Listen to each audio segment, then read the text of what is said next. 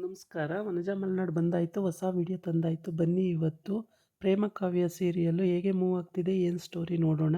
ಅದಕ್ಕೆ ಮುಂಚೆ ನೀವು ನನ್ನ ಚಾನಲ್ಗೆ ಸಬ್ಸ್ಕ್ರೈಬ್ ಮಾಡ್ಕೊಂಡಿಲ್ಲ ಅಂದರೆ ದಯವಿಟ್ಟು ಸಬ್ಸ್ಕ್ರೈಬ್ ಮಾಡ್ಕೊಳ್ಳಿ, ಹಾಗೆ ಒಂದು ಲೈಕ್ ಕೊಡಿ. ಇವತ್ತು ಪ್ರೇಮಂಗೆ ಆ, ಪ್ರೇಮಂಗೆ ಅವರ ಅತ್ತೆ ಅಂದರೆ ದಾಮಿನಿ, ಚಿಕ್ಕತ್ತೆ ಆಗಬೇಕು. ದಾಮಿನಿ ತುಂಬಾ ಟಾರ್ಚರ್ ಕೊಡ್ತಾಳೆ.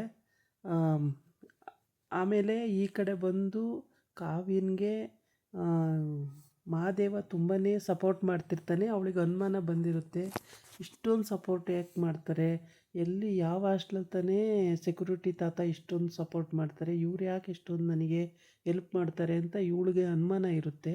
ಎಷ್ಟೇ ಪ್ರಯತ್ನ ಪಟ್ಟರು ಯಾರು ಅಂತ ತಿಳ್ಕೊಳಕ್ಕೆ ಅವಳಿಗೆ ಆಗೇ ಇರಲ್ಲ. ಹಾಗಾಗ್ಬಿಟ್ಟು ಅವಳು ಏನು ಹೆಂಗೆ ತಿಳ್ಕೊಳ್ಳೋದು ಅಂಥೇಳಿ ಯೋಚನೆ ಮಾಡ್ತಾನೇ ಇರ್ತಾಳೆ. ಆಮೇಲೆ ಇಲ್ಲ ತಾತ, ಇವತ್ತು ನೀವು ಯಾರು ಅಂತ ನಂಗೆ ಗೊತ್ತಾಗಲೇಬೇಕು, ಇಷ್ಟೊಂದೆಲ್ಲ ಸಪೋರ್ಟ್ ಮಾಡ್ತಿದ್ದೀರಲ್ಲ, ಅಲ್ಲಿ ನೋಡಿದ್ರೆ ಚಪ್ಪಲಿ ಹೊಲ್ಸ್ಕೊಂಡು ಬಂದ್ರಿ, ಇಲ್ಲಿ ನೋಡಿದ್ರೆ ಲ್ಯಾಂಪು, ಟೇಬಲ್ ಲ್ಯಾಂಪ್ ತಂದಿಟ್ಟಿದ್ದೀರಾ, ಇದೆಲ್ಲ ಯಾಕೆ ತಾತ, ಯಾರು ತಾತ ನೀವು ಅಂತೇಳಿ ಎಲ್ಲ ಕೇಳ್ತಾಳೆ. ಅದಕ್ಕೆ ಅವನು ಏನು ಹೇಳೋಕ್ಕೂ ಆಗದೇನೆ ಸುಮ್ಮನೆ ನಿಂತ್ಕೊಂಡು ನೋಡ್ತಾ ಇರ್ತಾನೆ. ಯಾರು? ಸೆಕ್ಯೂರಿಟಿ ತಾತ. ಆವಾಗ ಏನು ಮಾಡೋಕ್ಕಾಗಲ್ಲ ಅಂತ ಹೇಳ್ಬಿಟ್ಟು ನೋಡ್ತಾ ಇರ್ತಾನೆ. ಅಷ್ಟೊತ್ತಿಗೆ ಮಹಾದೇವನ ಅಪ್ಪ ಅಲ್ಲಿಗೆ ಬರ್ತಾರೆ. ಅಲ್ಲಿಗೆ ಬಂದ್ಬಿಟ್ಟು ಈ ತಾತಂಗೆ ಹೇಳ್ತಿರ್ತಾಳೆ, ನನಗೆ ಪುಕ್ಸಟೆ ಎಲ್ಲ ತಗೊಳಕ್ಕೆ ಇಷ್ಟ ಇಲ್ಲ, ನನ್ನ ಹತ್ರ ದುಡ್ಡಿಲ್ಲ ಕೊಡೋದಕ್ಕೆ, ಅದಕ್ಕೆ ಈ ಉಂಗುರ ಇಟ್ಕೊಳ್ಳಿ ತಾತ, ಪಾಪ ನಿಮಗೂ ಕಷ್ಟ ಇರುತ್ತೆ, ನನಗೆ ಎಲ್ಲಿಂದ ತಂದು ಕೊಡ್ತೀರಾ, ಈ ಉಂಗುರ ಇಟ್ಕೊಳ್ಳಿ ನೀವೇ, ನನ್ನ ಹತ್ರ ದುಡ್ಡಿಲ್ಲ ಅಂತ ಉಂಗುರ ಕೊಡೋಕ್ಕೆ ಹೋಗ್ತಾಳೆ. ಆವಾಗ ಅವನು ಇಸ್ಕೊಳ್ತಾ ಇರಲ್ಲ.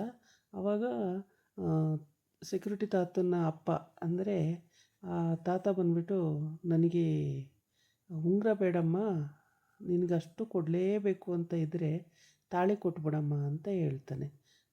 ತಾಳಿ ಕೇಳ್ತಾನಲ್ಲ ಅಂತೇಳ್ಬಿಟ್ಟು ಮುಖನೇ ಹಿಂಗೆ ನೋಡ್ತಾಳೆ. ನೋಡಿಬಿಟ್ಟು ಆಮೇಲೆ ಏನು ಮಾತಾಡ್ತಾಯಿದ್ದೀರಾ ನೀವು, ಸ್ವಲ್ಪನಾರ ಪ್ರಜ್ಞೆ ಇದೆಯಾ ನಿಮಗೆ, ಹೆಂಗೆ ಕೇಳ್ತಾಯಿದ್ದೀರಾ ತಾಳಿನ,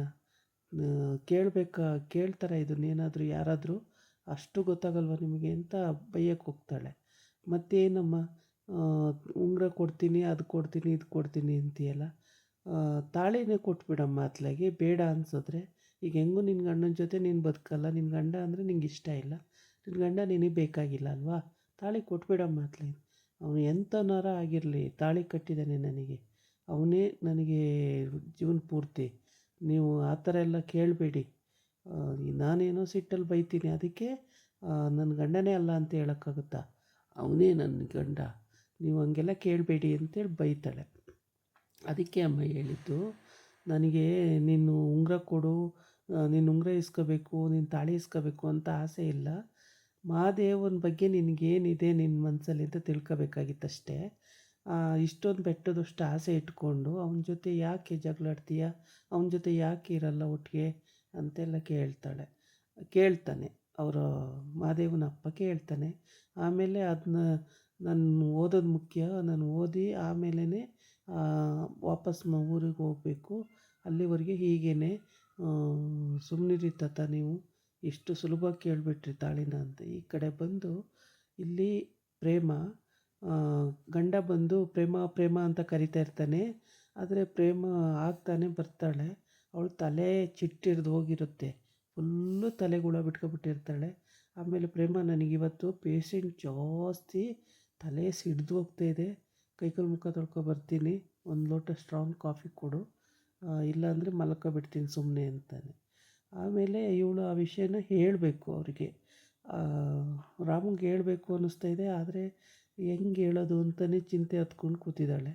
ಈ ಕಡೆ ಬಂದು ದಾಮಿನಿ ಅಣ್ಣ ಮತ್ತು ಸ್ನೇಹ, ಇವ್ರು 3 ಜನ ಮಾಸ್ಟರ್ ಪ್ಲ್ಯಾನ್ ಮಾಡ್ತಾಯಿರ್ತಾರೆ. ದಾಮಿನಿ ಅಣ್ಣ ಹೇಳ್ತಾನೆ, ಏನಾದರೂ ಪ್ರೇಮ ಎಲ್ಲರಿಗೂ ಹೇಳ್ಬಿಟ್ರೆ ನಮ್ಮ ಪ್ಲ್ಯಾನೆಲ್ಲ ಫ್ಲಾಪ್ ಆಗಿಬಿಡುತ್ತಲ್ಲ, ಏನು ಮಾಡೋದು ಅಂತ ಕೇಳ್ತಾನೆ. ಅದಕ್ಕೆ ದಾಮಿನಿ ಹೇಳ್ತಾಳೆ, ಹಂಗಾಗ್ದಂಗೆ ನಾನು ನೋಡ್ಕೋತೀನಿ, ಪ್ರೇಮ ಯಾರಿಗೂ ಬಾಯಿ ಬಿಡಲ್ಲ, ಆ ಥರ ಮಾಡ್ತೀನಿ, ಸುಮ್ಮನಿರೋಣ, ನೀನು ಯೋಚನೆ ಮಾಡಬೇಡ ಅಂತ ಹೇಳ್ತಾಳೆ. ಪ್ರೇಮ ಬಂದು ಹೇಳೋಕ್ಕೆ ಅಂತ ಬಾಯಿ ತೆಗಿತಾಳೆ. ಅಷ್ಟೊತ್ತಿಗೆ ನಂಗೆ ತುಂಬ ತಲೆನೋಯ್ತಿದೆ ಪ್ರೇಮ, ನಾನು ಕೈಕಾಲು ಮುಖ ತೊಳ್ಕೊಬಂದು ಸ್ವಲ್ಪ ಹೊತ್ತು ಮಲಗ್ತೀನಿ ಅಂತಾನೆ. ಸರಿ ಹೋಗಿ ಬನ್ನಿ, ಆಮೇಲೆ ಏನು ಹೇಳಬೇಕು ಅಂದಲ್ಲ ಪ್ರೇಮ ಹೇಳು ಅಂತ ಕೇಳ್ತಾನೆ. ಈಗ ಹೇಳಲ್ಲ, ನೀವು ಮುಖ ಕೈ ಕಾಲು ತೊಳ್ಕೊಬನ್ನಿ ಆಮೇಲೆ ಹೇಳ್ತೀನಿ ಅಂತ ಹೇಳ್ತಾಳೆ. ಆಮೇಲೆ ಇವರಿಬ್ಬರು ಕಾಡಕ್ಕೆ ಶುರುವಾಗ್ತಾರೆ. ಅಯ್ಯೋ ಕಲ್ಯಾಣಿ ಅತ್ತೆಗೆ ಇವಳೇ ದಾಮಿನಿನೇ ಇಷ್ಟೊಂದು ಕಷ್ಟ ಕೊಡ್ತಿದ್ದಾಳ, ದಾಮಿನಿ ಸ್ವಂತ ಅಣ್ಣನ ಸ್ನೇಹ ಅಪ್ಪ, ಇದೆಲ್ಲ ಅವಳಿಗೆ ಅಯೋಮಯ, ಒಂಥರ ತಲೆ ತಿರುಗ್ದಂಗೆ ಆಗೋಗುತ್ತೆ. ಇಷ್ಟೆಲ್ಲ ಸುತ್ತ ರೌಂಡ್ ಇಟ್ಕೊಂಡು ಹಿಂಗೆಲ್ಲ ದಾಮಿನಿ ನಾಟಕ ಆಡಿಕೊಂಡು ಅಲ್ಲಿ ಏನೂ ಗೊತ್ತಿಲ್ಲ ಅನ್ನಂಗೆ ಅಮಾಯಕೆ ಥರ ಬಂದು ಸೇರಿಕೊಂಡಿದ್ದಾಳಲ್ಲ, ಯಾರು ಅಂತ ಇವಳನ್ನ ಕಂಡುಹಿಡಿಯೋಕ್ಕೆ ಆಗಲಿಲ್ಲ ಇಲ್ಲಿವರೆಗೆ ಅಂತೇಳ್ಬಿಟ್ಟು ಪ್ರೇಮ ತುಂಬಾ ತಲೆ ಕೆಡಿಸ್ಕೊಂಡು ಒದ್ದಾಡ್ತಾಳೆ, ಯಾರಿಗೆ ಹೇಳೋದು ಯಾರಿಗೆ ಬಿಡೋದು ಅಂತೇಳಿ. ಅಷ್ಟೊತ್ತಿಗೆ ಇವರು ಕನಸಲ್ಲಿ ಬಂದಂಗೆ ಕಲ್ಯಾಣಿನ ಗನ್ನಲ್ಲಿ ಶೂಟ್ ಮಾಡ್ದಂಗೆ ಕನಸು ಕಾಣ್ತಾ ಇರ್ತಾನೆ. ಈ ಕಡೆ ಕನಸು ಕಾಣ್ತಿದ್ದಾಗ ಇವಳೇನು ಮಾಡ್ತಾಳೆ ಅಂದರೆ, ಏನಕ್ಕೆ ದಾಮಿನಿ ಹಿಂಗೆಲ್ಲ ಮಾಡ್ತೀಯ ನೀನು, ನನ್ನ ಸಂಸಾರ ಹಾಳು ಮಾಡೋದ್ರಿಂದ ನಿಂಗೇನು ಸಿಕ್ಕುತ್ತೆ ಅಂತಂದರೆ, ಆಗ ನಿನ್ನನ್ನು ಯಾವತ್ತೋ ಸಾಯಿಸಬೇಕು ಅಂತಿದ್ದೆ, ಇವತ್ತು ಸಾಯಿಸ್ತಾ ಇದ್ದೀನಿ, ನಿನ್ನ ಮಕ್ಕಳೆಲ್ಲ ಬಿಟ್ಟು ಹೋದ್ರು, ಸೊಸೆಯರೆಲ್ಲ ಬಿಟ್ಟು ಹೋದರು, ನೀನು ಈಗ ಒಬ್ಬಳೇ ಒಂಟಿ, ಹಂಗೆ ಹಿಂಗೆ ನಾನು 20 ವರ್ಷದಿಂದ ಹಂಗಿದ್ದೆ ಹಿಂಗಿದ್ದೆ ಏನೇನೋ ಕತೆ ಹೇಳ್ತಾ ಅವಳನ್ನ ಶೂಟ್ ಮಾಡ್ತೀನಿ ಅಂತ. ಆ ಥರ ಕನಸು ಪ್ರೇಮಂಗೆ. ಆ ಕನಸು ಬಿದ್ದ ತಕ್ಷಣ ಅವಳು ಅಲ್ಲಿಂದ ಮಿಡ್ಕಿ ಎದ್ದು ಕೂತ್ಕೊತಾಳೆ. ಎದ್ದು ಕೂತ್ಕೊಂಡಾಗ ಇವರು 3 ಜನ ಜೊತೆಗೆ ರೌಡಿಗಳಿಬ್ಬರು 5 ಜನ ಮನೆಗೆ ಒಳಗಡೆ ಬಂದಂಗೆ ಕನಸು ಕಾಣ್ತಿದ್ದಾಳೆ.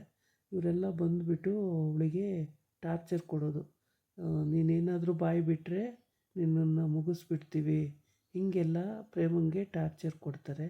ಪ್ರೇಮ ಹೆಂಗೆ ಬಂದ್ರಿ ನೀವೆಲ್ಲ ಒಳಗೆ ಅಂತ ಕೇಳಿದ್ರೆ, ನಾವು ಹೆಂಗೋ ಬಂದ್ವಿ, ಅದು ಕಟ್ಕೊಂಡು ನಿನಗೇನು, ಒಟ್ಟಿಗೆ ಬಂದಿದ್ದೀವಿ ತಾನೆ, ಮರ್ಯಾದೆಯಲ್ಲಿ ಇರೋದು ಕಲಿ, ಏನಾರ ಬಾಯಿ ಬಿಟ್ಟೆ ಅನ್ಕೋ, ನಿನ್ನ ಗಂಡನೂ ಇರಲ್ಲ, ನಿಮ್ಮ ಅತ್ತೆನೂ ಇರಲ್ಲ, ಯಾರೂ ಇರಲ್ಲ, ಎಲ್ಲರನ್ನೂ ಫಿನಿಷ್ ಮಾಡಿಬಿಡ್ತೀವಿ ಹಂಗೆ ಅಂತೆಲ್ಲ ಎದುರಿಸ್ತಾಳೆ.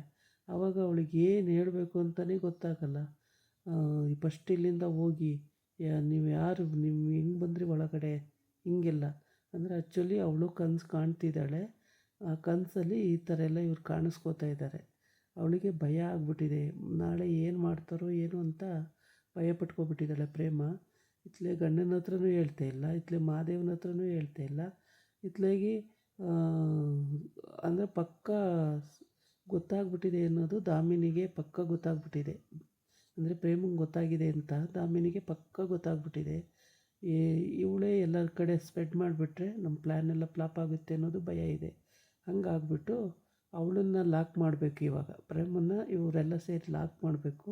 ಆ ಥರ ಇವರು ಪ್ಲ್ಯಾನ್ ಮಾಡ್ತಿದ್ದಾರೆ.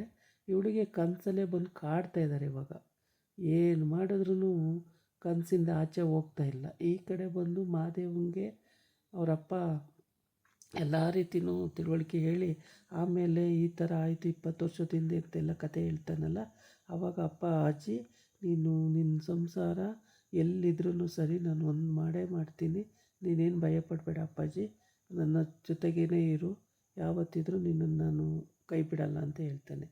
ಆಮೇಲೆ ಕೈ ಕೊಟ್ಬಿಟ್ಟು ಯಾವತ್ತೂ ನಿನ್ನ ಸಂಸಾರ ಯಾರು ಏನು ಎತ್ತ ಕಂಡಿಡ್ದೇ ಹಿಡಿತೀನಿ, ಕಂಡಿಡ್ದು ನಿಮ್ಮನ್ನು ಒಂದು ಮಾಡೇ ಮಾಡ್ತೀನಿ ಅಪ್ಪಾಜಿ, ನೀವೇನು ಭಯಪಡೋದು ಬೇಡ, ಚೆನ್ನಾಗಿರಬೇಕು ನನ್ನ ಜೀವನದಲ್ಲಿ, ನನ್ನ ಕಣ್ಣೆದುರುಗಡೆ ನನ್ನ ಅಂಥೇಳಿ ಕೈ ಕೊಡ್ತಾನೆ. ಅವನಿಗೆ ತುಂಬ ಇಷ್ಟ ಆಗುತ್ತೆ. ಇದಾಗಿತ್ತು ಇವತ್ತಿನ ವೀಡಿಯೋ. ನಾಳೆ ಇನ್ನೊಂದು ವೀಡಿಯೋ ಜೊತೆ ಬರ್ತೀನಿ. ನಮಸ್ಕಾರ.